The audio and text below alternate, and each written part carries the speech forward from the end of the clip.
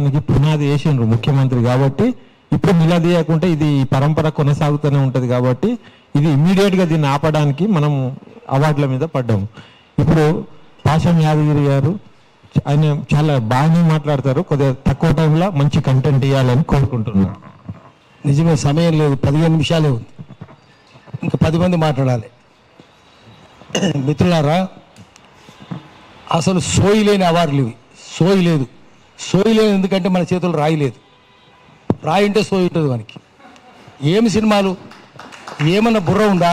సినిమాలన్నీ ఆంధ్ర సినిమాలు తీసినవి అన్నింటిలో ఏముంటుందంటే, ఆంధ్ర సినిమా వాళ్ళకి ప్రొడ్యూసర్స్ ఎవరికి అవార్డులు వచ్చిన ఇవ్వనికి చదువు లేదు, శీలం లేదు, సంస్కారం లేదు.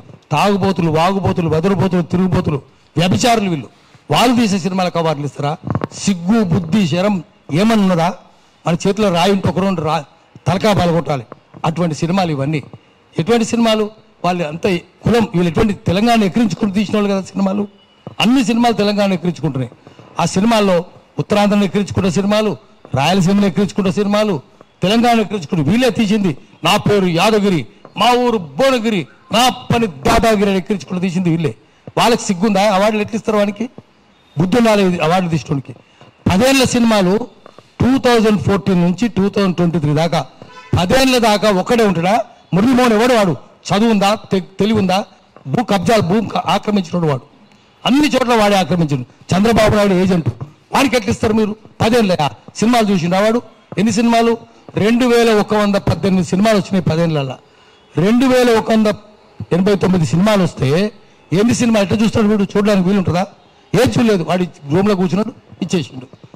ఆమె జయసుధ, ఇంకో కమిటీ, ఆ తర్వాత కమిటీ జయసుధ. ఆమెకు తెలుగే రాదు, తమిళ తప్ప తెలుగు రాదు, ఏమి తెలియదు ఆమెకు. ఆమెను ఎట్లా పెడతారు? వాడు అక్కడ మురళీమోహను, ఇక్కడ వీళ్ళు.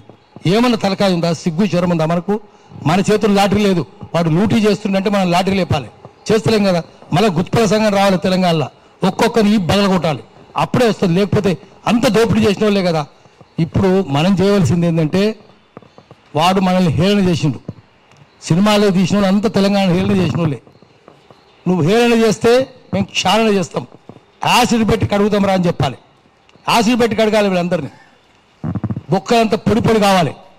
గద్దరు, అక్కడ గద్దరు బొమ్మ ఉందా ఎక్కడన్నా? ఫ్లెక్స్ మీద లేదు, బయట బోర్డు లేదు, లోపల లేదు, ట్రాఫీ మీద లేదు, అవార్డు మీద లేదు, ఎక్కడ లేదు. గద్దరును అవమానించిండు. గద్దరు కనుక ఆయన ఉద్దేశంలో అవార్డు ఇచ్చినప్పుడు, గద్దరు ఆ మహాబోధి స్కూల్లో కదా ఆయన సమాధి చేసింది, ఆ సమాధిలో గద్దరు శవం అసహనంతో దొరుకుతుండాలి.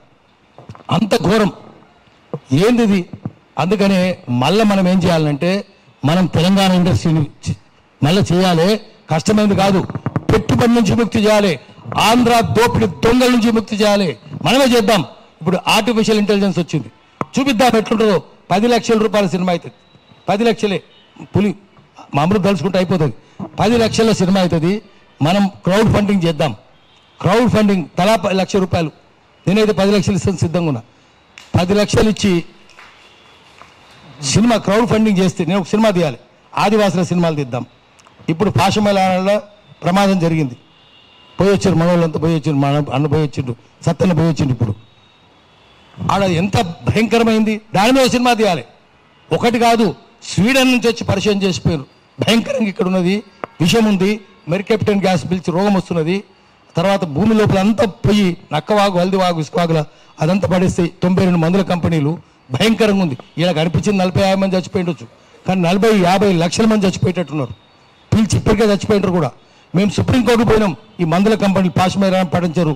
అదేవిధంగా డివిస్ కంపెనీ చౌటు, హైదరాబాద్ ఫార్మా క్యాపిటల్ అంటే విషం క్యాపిటల్ అయింది హైదరాబాద్. బతకలేరు ఎవరు. సుప్రీంకోర్టు పోతే సుప్రీంకోర్టు జడ్జిమెంట్ ఇచ్చింది.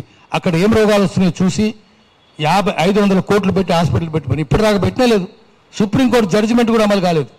సిగ్గు లేకుండా ప్రభుత్వాలు ఫార్మా క్యాపిటల్ డిశ్చార్జ్ లేదు. ఇంతకుముందు వాడు కేటీఆర్ ఉండే, అసలు 0 డిశ్చార్జ్ అని చెప్తుండే. ఇతనేమో ఫార్మా సిటీ పెడతామంటాడు. మళ్ళా అక్కడనే ముఖ్యమంత్రులు అందరూ దొంగలు, లంగలు, లఫంగలు ఉన్నారు తెలంగాణ వెళ్ళిన వాళ్ళు. మనం ఈ తెలంగాణ కోరుకోలే మనం. అందుకని మనం ఇప్పుడు చేయాల్సింది ఒక స్లోగన్ తోటి ముగిద్దాం. మనము, మీరు హేళన చేస్తే మేము క్షాళన చేస్తాం, యాసిడ్ తోటి క్షాళన చేస్తామని చెప్పాలి. మీరు హేళన చేస్తే మేము క్షాళన చేస్తాం. చెప్పండి, మీరు హేళన చేస్తే. ఆంధ్ర సినిమాలు తెలంగాణ హేళన చేస్తున్నాయి. మనం వాళ్ళకి క్షాళన చేయాలి, పొలిమేర దాకా తరిమేయాలి. వానికి కొన్ని అడుగులకు మడుగులు వస్తుంటే తెలంగాణోడు ఈ బద్దలు కొట్టాలి, లాఠీలు తీసుకొని పోవాలి.